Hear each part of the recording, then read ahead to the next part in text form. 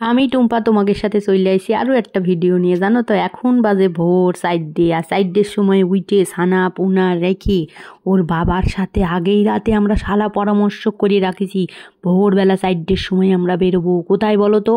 সেই 144 বছর পর মহাকুম্ভ স্নানে। বাড়ির কাছে যতক্ষণ আমরা চলেই আইছি মহাকুম্ভ স্নান আগের দিন কিন্তু আমার বর ঠিক এখানে এই জায়গায় এসে স্নান করে গেছে। তাই এর পরের দিন আমি আর আমার যাও মিলে ঠিক করলাম যে আমরাও বাইকে যাব আমাদের জামাই দাদার সাথে, মানে আমাদের এই বাড়ির ননদের বর জয় দাদা, তার নাম জয়, মানে আমাদের মনটাও কিন্তু জয় করে ফেলেছে, বুঝতে পারলে তো? সেই মানুষটা আমাদের জন্য কত কষ্টই না করেছে। আগের দিন আমার বরের এই যে ভোরবেলা নিয়ে এসে স্নান ধান করায় বাড়ি নিয়ে গেছে, পরের দিন সেই বেচারি অফিস থেকে আইসে 1 মাসের ছুটি নিয়ে আমাদের পিছনেই সময় দিয়ে যাচ্ছে, তার বইয়ের আর সময় দিতে পারছে না।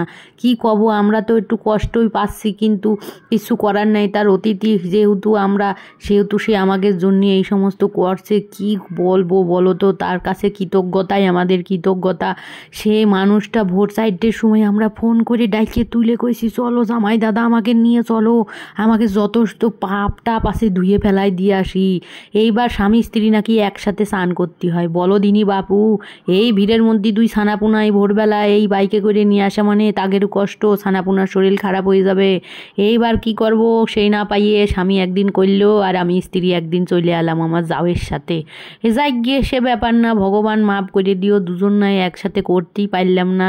সেই চিন্তায় আমরা আর কি বাদ দিয়ে এখন আমি চলে এলাম। এই দেখো সেই সুন্দর জামাই দাদা, দেখতেও জয়, কাজেও জয়, নামেও জয়, আমাদের মনও জয় করে নিয়েছে। জয় দাদার জয় হোক, ভালো সুস্থ থাকুক এই কামনাই করছি।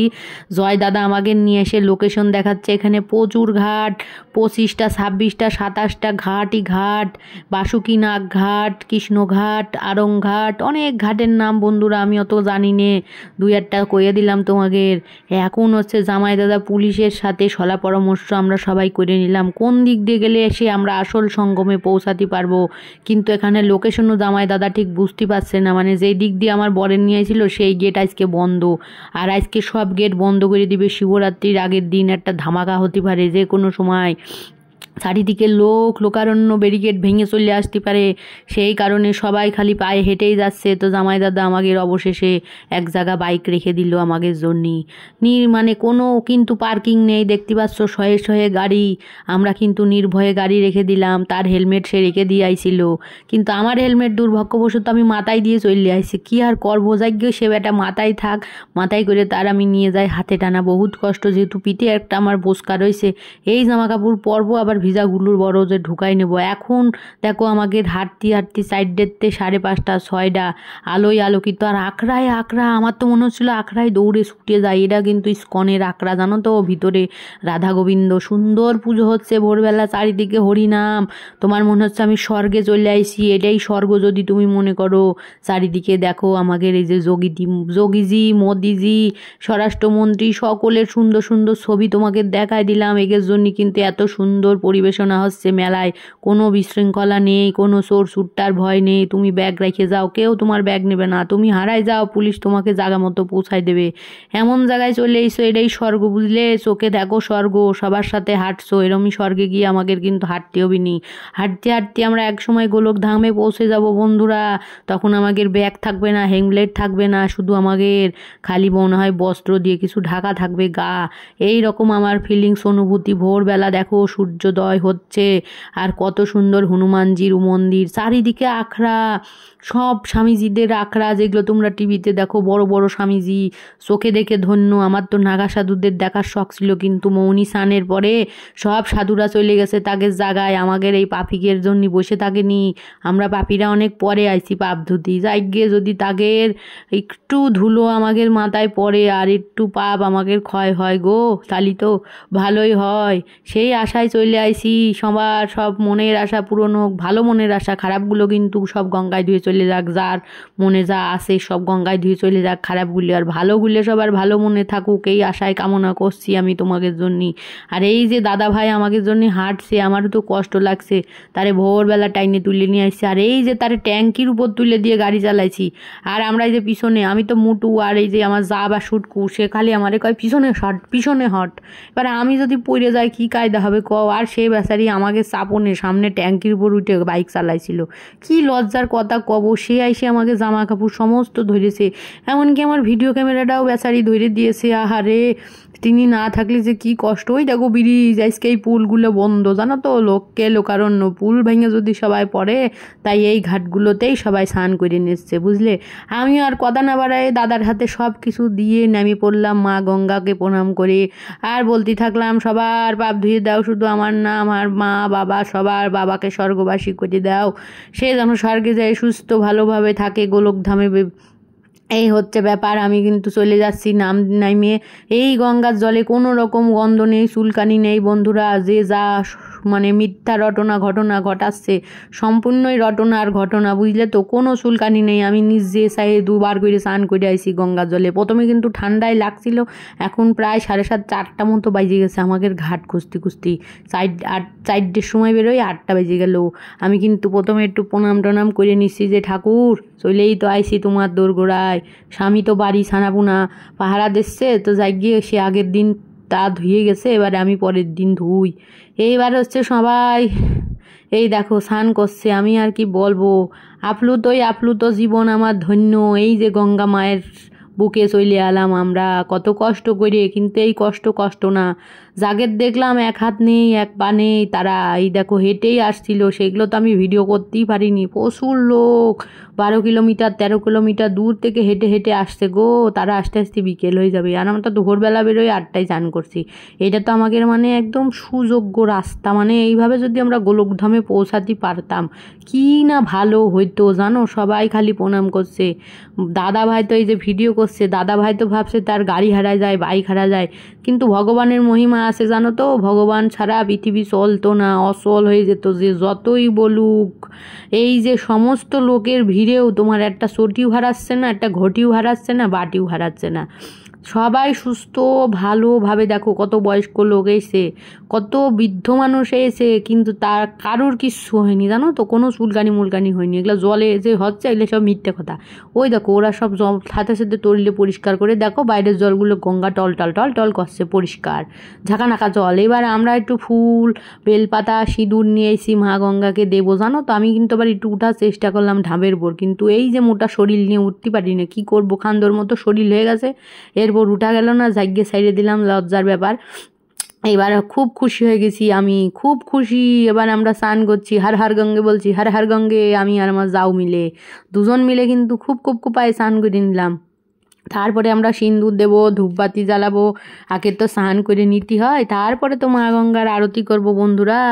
এইখানে আসার পরে সানাপুনার কথা কিন্তু মনে হচ্ছিল যে ওকে নিয়ে আসলে আমার ভালোই হইতো, কিন্তু আবার মনে হচ্ছে এত দূর বাইকে করে আনতাম কি করে 2 ডেরে, কিন্তু আবার মনে হচ্ছিল আনলি ভালোই হতো। কিন্তু হঠাৎ আমার মেয়ের শরীরটা খারাপ হওয়ার জ্বালায় আমি কিন্তু আনতে পারলাম না, নাহলে এখনই আনতাম সবাই মিলে। পরের দিন যেহেতু শিবরাত্রি ছিল বুঝলে তো। এইবার আমরা দেখো স্নান করবো, যাই দাদা ভাই খুব সুন্দর ভিডিও করে দিছে। এই ঠ্যাঙার সাথে আমি সেট করে দিয়েছিলাম ফোনটা, সে কিন্তু ঘুরায় চারিদিক সেট করে দিচ্ছে। আর এই যে খাম্বিগুলো দেখতে পাচ্ছ, লোক যেন ভেসে না চলে যেতে পারে, সেই কারণে এর ভিতরে এই আন্ডারে স্নান করতে হবে হাঁটু জলে। আর ওই দেখো ছাগনি দিয়ে ছোট্ট বাচ্চারা ফুল ছেঁকে নেসছে মা গঙ্গারে। এখন আমি একটু ধূপ আরতি করে দেবো।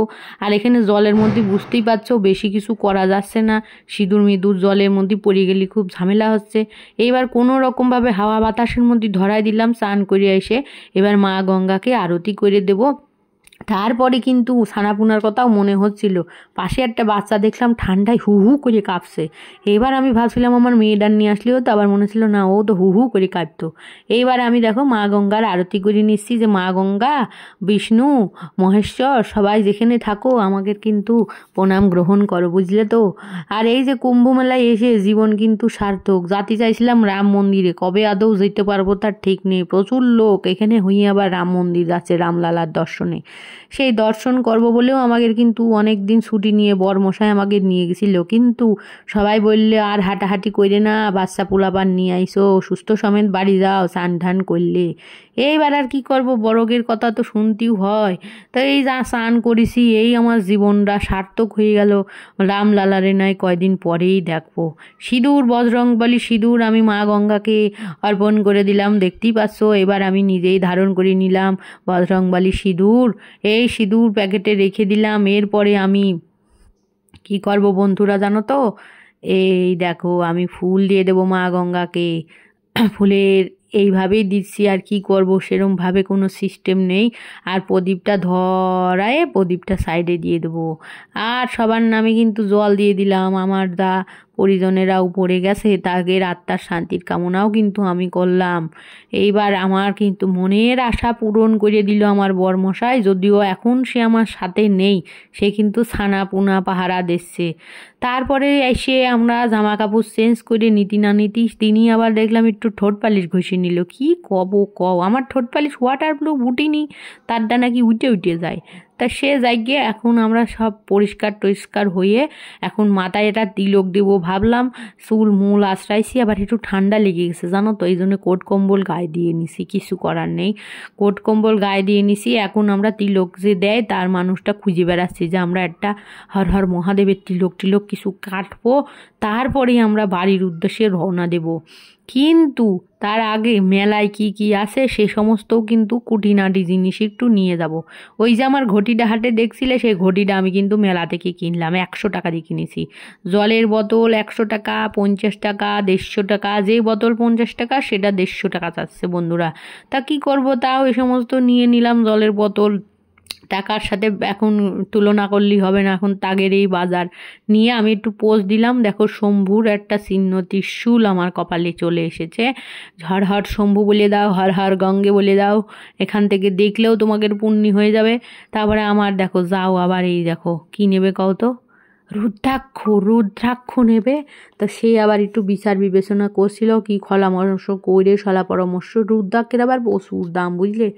এই কয়ে টুয়ে সবাই কয়টা নিয়ে দেখো সাপের আবার খেলা দেখাচ্ছে। এই দেখো দুটো সাপ, ওইগুলার বলে দাঁত মাত নেই নাকি জানি নে, এইলে বসাই এই দেখো কীর্তন করছে, আর পয়সায় পয়সা পড়ছে।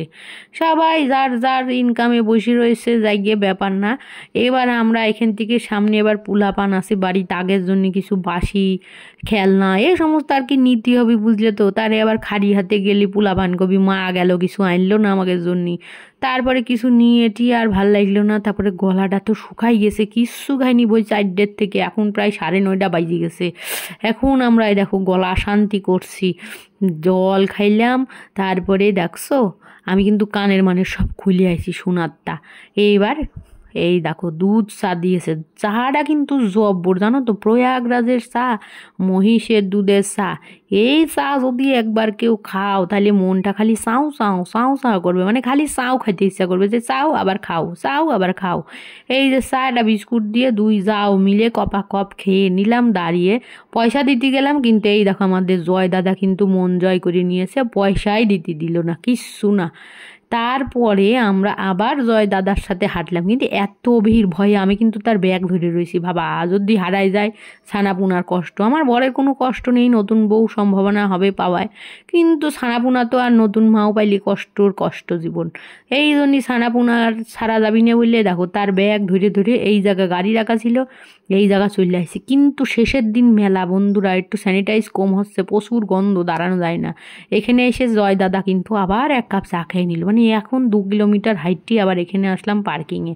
তা অবশেষে পার্কিং থেকে উপরে উঠে যাচ্ছি, দেখো লাখে লাখে লোক নামে বাবা, কোটিতে লোক, 66 কোটি লোক যেখানে গেছে বুঝতেই পারছো, সেখানে আমিও একজন। এই যে লোকেগুলো যাচ্ছে এরা কিন্তু সেই ভোরবেলা রাত 12টাতে হাঁটা শুরু করেছে, সেই বাস স্ট্যান্ড থেকে হেঁটে হেঁটে আসতেছে বুঝলে তো। আর আমরা তো এই যে বাইকে গেছি ফুরুত ফারুত ফাঁক দিয়ে ঢুকে এই দাদা কষ্ট করে আমাকে নিয়ে গেছে। দাদা গো তোমার পায়ে প্রণাম। এইবার সেই দাদা আমাকে টাইনে টেনে 2 হোস তীরে নিয়ে বাড়ির দিক রওনা দিচ্ছে। কদিনই এই যে বাঙালির মনের মানে কি বলো, মনের বন্ধু হয়ে গেছে, মানে সে বাঙালি সাহায্য করে বুঝলি তো, সেও কিন্তু বাঙালি আমাকে জয় দাদা। এবার জয় দাদা যদি বাঙালি বাবু না থাকতো আমার কাছে কী কষ্ট হইতো। বাঙালি বাবুর জন্য আমরা এই দেখো চলে আইছি, এখন হচ্ছে বাড়ি ফেরার পালা। এই হচ্ছে স্নান করলাম কুম্ভু। আর তোমরা যদি কেউ আমার ফ্রেন্ড লিস্টে স্নান করে থাকো অবশ্যই কিন্তু আমাকে কমেন্ট করে জানাবা। আর দেখো সবাই কিন্তু ঘটি বাটি নিয়ে যাচ্ছে, কারো কিন্তু হাত খালি নেই ভাইবে না, সবাই কিন্তু ব্যাগ নিয়েই রওনা দিচ্ছে। কেউ আবার দিশাও হারাই ফেলছে কি, কিন্তু এই যে পুলিশ বাবুরা ছিল তাদের দেখে সাহায্য নিয়ে যাচ্ছে। আর এই দেখো মা গঙ্গার কিন্তু এখানে ছবি, এখানেই ঘাট, মা গঙ্গাকে সুন্দর করে মূর্তি হিসেবে পূজিত করা হয়, বুঝলে? এই হচ্ছে সুন্দর একটা ব্যাপার। আর এখানে সব মোড়ে মোড়ে তোমার সুন্দর সুন্দর আমাকে সব ছবি, শঙ্খ, ত্রিশূল, ধনুক, মানে ভীষ্মদেব, এই দারুণ দারুণ সবার ক্যারেক্টার এইভাবে সেট করা ছিল, মূর্তি আর কি, মূর্তি মানে দেখার মতো। রাতে কিন্তু আরও দেখার মতো লাইটিংয়ে, চারিদিকে লাইটিং। ভিডিওটা রাতের করতে পারিনি কারণ ফোন তো একদম প্যাকেট করা ছিল। তখন যদি ভোরবেলা কিছু ভিডিও করতাম, দেখতে কত সুন্দর রাতের প্রয়াগরাজ। দিনের প্রয়াগরাজও কিন্তু ফাটাফাটি। একবার বলো সব হর হর শম্ভু। এবার কিন্তু বাড়ি ফিরে যাচ্ছি। বাড়ি যেতে যেতে আমাদের অনেকটা ঘুরিয়ে যাওয়া লাগলো, জানো? চারিদিকে মোড়ই মোড়, নতুন রাস্তা করেছে, লাখে লাখে কোটিতে কোটিতে লোক আসবি শহরে, তো একটু জাগা টাগা না করলে কি হয়? চারিদিকে দেখো ওভার ব্রিজ, নিচের ব্রিজ, উপরের ব্রিজ, সে কি করবো। আর দাদা তো ট্যাঙ্কির উপর উঠে গেছে আমাকে চাপে, রে ভাই কি লজ্জার কথা। আর কি কব, আমি তো এদিকে মোটু মানুষ, আমারে খালি পিছনে আমার যা কয়, এ সজ্জা, এই পিছনে সজ্জা, তুই সজ্জা। আমি কই এই পড়ে যাবো, আমি পড়ে যাবো, আমারে ধর, পড়ে গেলি ছানা বোনার কি হবি নি আমার। এ হচ্ছে ব্যাপার। সে খালি কয় এই সর সর, পিছনে সর, সামনে ঠেলিস না। আর জামাইদার তো ব্রেক করলি, ভাগ করিস, সামনে যাচ্ছে টাকা। এখনও যদি আমি মনে করছি বন্ধুরা, আমার হাসতে হাসতে পেটের খুল্লি উঠে যাচ্ছে যে আমার জাউরে ভাগ্যিস ছিল, সামনে বসাই দিছিলাম, নালি তো সে কী যে হইতো। এই দেখো ওভার ব্রিজ করতে করতে আর একটা ব্রিজের উপর আমরা উঠে আইছি। এটাও কিন্তু খুব সুন্দর শহর, বুঝলে তো? এখানে কিন্তু চারিদিকে এয়ারপোর্ট, এয়ারফোর্স, যাবতীয় কিছু আছে বন্ধুরা।